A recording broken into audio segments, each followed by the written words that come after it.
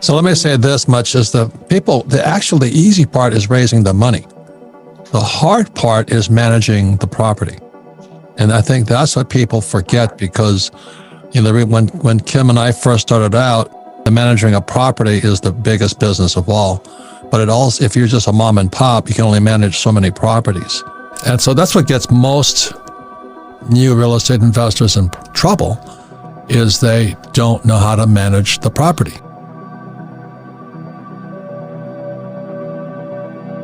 So many of you know that a seller's market is simply when demand exceeds supply, and that's what we just came out of. Prices are going up, and there's bidding wars, and days on the market, which is how long it takes a property to sell from the time it was listed, are all super low, and prices are going up, then typically that's considered a seller's market. Although there are lots of other factors that contribute to a seller's market, those are the top three. So on the other side of that, of course, what is a buyer's market? That, of course, is when supply exceeds demand. So simply, when prices are going down, days on the market are longer, and listings are going up. So let's break this down a little bit further. In a seller's market, prices are going up, listings are actually going down because they're selling very quickly, and days on the market are actually super low.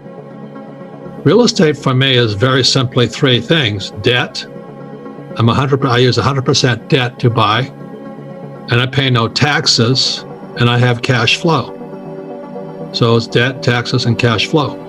I started investing when I came back from Vietnam in 1973, and I took a real estate course for 3 days, $385, which was a lot of money for a Marine lieutenant. I was only making about $800 or $900 a month. And so I bought this 1-bedroom, 1-bath property on the island of Maui for nothing down. And I made $25. And my life changed. I said, I can make money without money. So in technical terms, I call it an infinite return. So what happens a lot of times when people are trying to buy real estate is they focus on the price.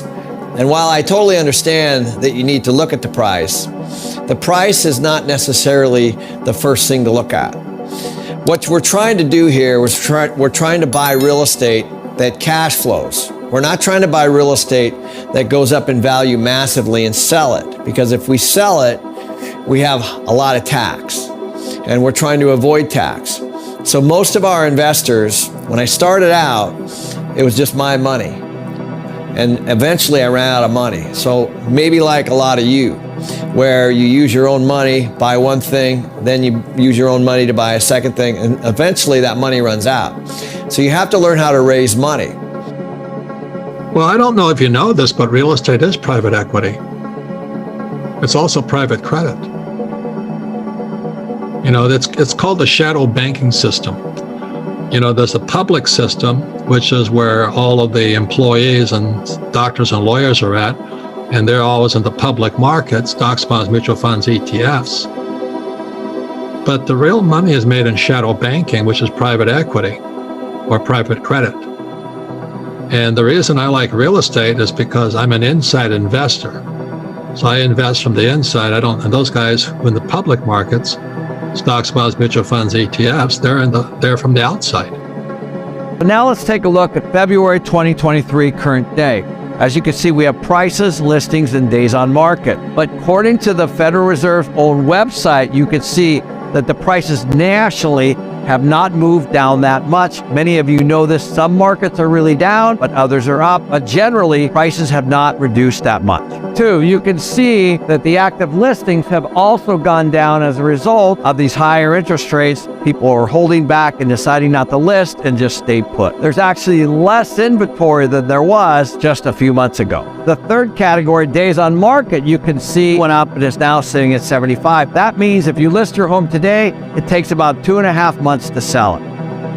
BRRRR stands for buy, rehab, rent, refinance, and repeat. So the very first strategy of a BRRRR is to buy. Now that's finding a property that's undervalued and then can be rehabbed and sold for more. The best way to do a BRRRR is OPM or other people's money, all cash, but in some cases you might have to do financing and only use 20% of your own money and 80% of someone else. What's really important here is that the math works. As you guys know, I always talk about, it's always about the math. What you buy has to sell for a lot more than what you put into it. The second part of a BRRRR strategy is rehab, and you better know what these costs are before you buy it. This strategy can vary widely from one investor to another. One investor might put $1,000 into a property, and another might put in $50,000. Oftentimes, the rehab can be a big piece of your profit. As you guys know right now,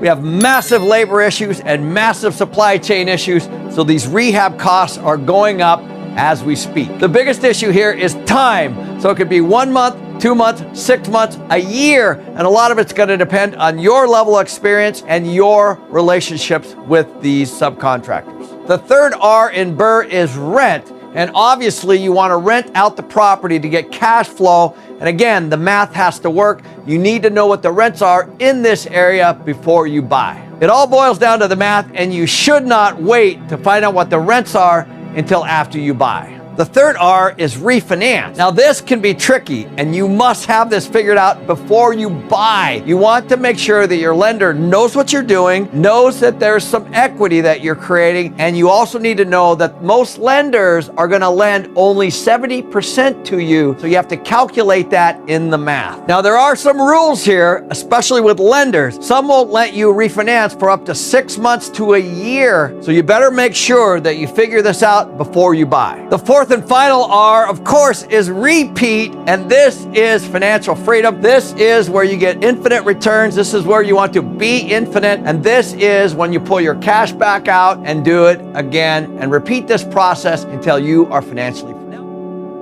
So what do I think is going to happen next? One, I do believe the Federal Reserve is going to come out with more interest rate increases, as much as 3 or 4 in 2023, as inflation rate is still over 6%. Unemployment is still very low, which is inflationary. So I believe the Federal Reserve is going to continue to increase interest rates, which will affect home prices and